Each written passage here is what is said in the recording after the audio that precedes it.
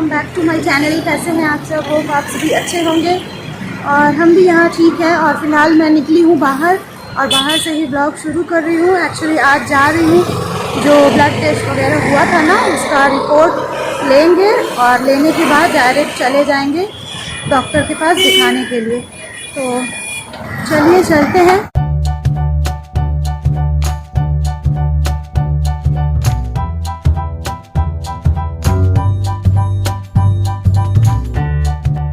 पहुंच गई जेएमडी के पास फ्रेंड्स। तो अब जाऊं अंदर, जाके पहले ले लेते हैं रिपोर्ट और इसके बाद चलते हैं डॉक्टर के पास।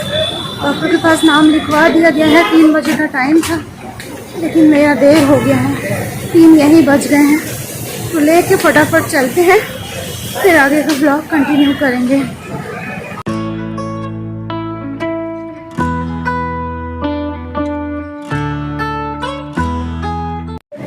फ्रेंड्स, रिपोर्ट ले लिया मैंने।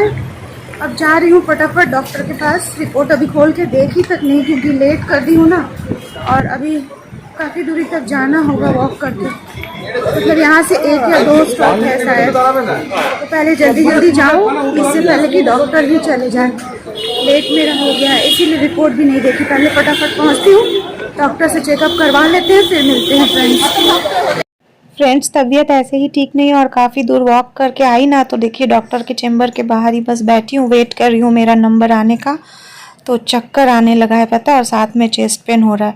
तो कुछ ना कुछ मुझे खाना पड़ेगा। तो जल्दी से चेकअप करवाते हैं, फिर चलते हैं कहीं चाय की दुकान पे चाय पीने।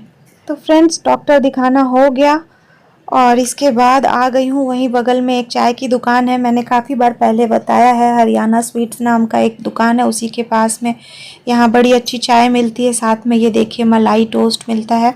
तो मैंने एक मलाई टोस्ट लिया और एक बटर टोस्ट लिया है। इसमें चीनी है, काला नमक है, साथ में ब्लैक पेपर है। तो बहुत अच्छा लगता है और मलाई वाला भी बहुत अच्छा लगता है। तो मैंने दोनों लिया है, क्योंकि ऐसे भी काफ़ी वीकनेस लग रही थी मुझे, चक्कर आ रहा था, मैं बताई ना। और डॉक्टर ने जब प्रेशर चेक किया, डॉक्टर को मैं बोली कि अभी आते आते मुझे चक्कर सा आ रहा था फिर से। तो डॉक्टर ने प्रेशर चेक किया तो प्रेशर भी लो था।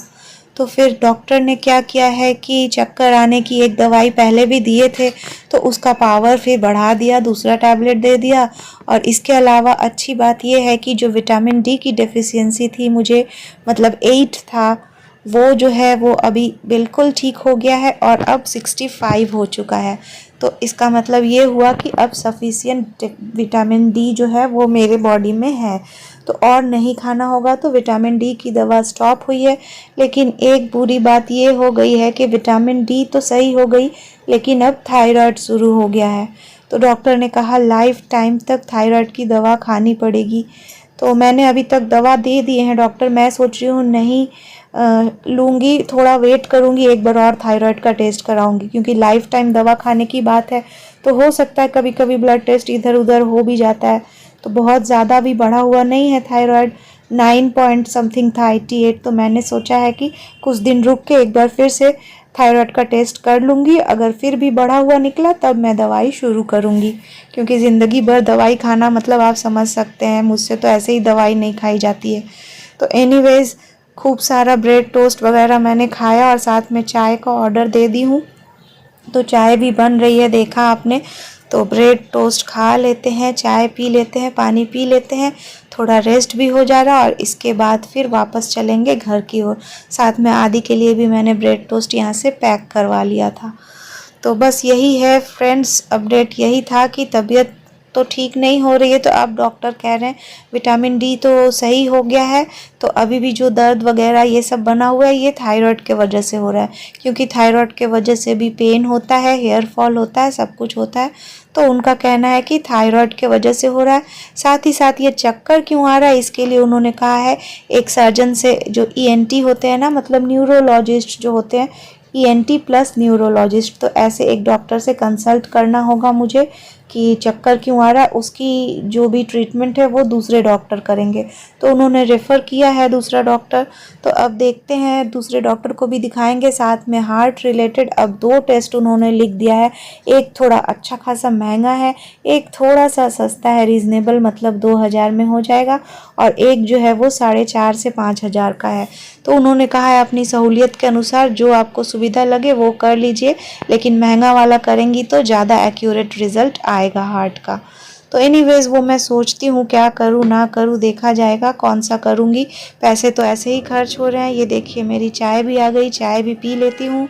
तो मैंने ना डॉक्टर से रिक्वेस्ट किया था कि सर मेरा तो मेडिक्लेम है, तो ऐसा कीजिए मुझे एडमिट कर दीजिए, और इसके बाद नर्सिंग होम में एडमिट करके जो जो टेस्ट वगैरह होने हैं करवा लेती, तो मेडिक्लेम से पैसे मिल जाते और मेरे पैसे की बचत हो जाती, क्योंकि खर्च बहुत ज़्यादा हो जा रहा है ट्रीटमेंट में इतने दिनों से।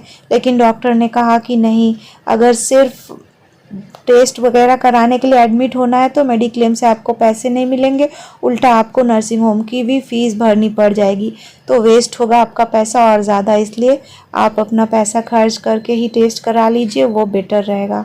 तो ये ऑप्शन भी नहीं रहा फ्रेंड्स। तो एनीवेज़ अब निकल गई हूँ घर की तरफ, और तबीयत अभी थोड़ी सी ठीक लग रही है, इसीलिए निकल गई कि जल्दी जल्दी घर पहुँच जाऊँ।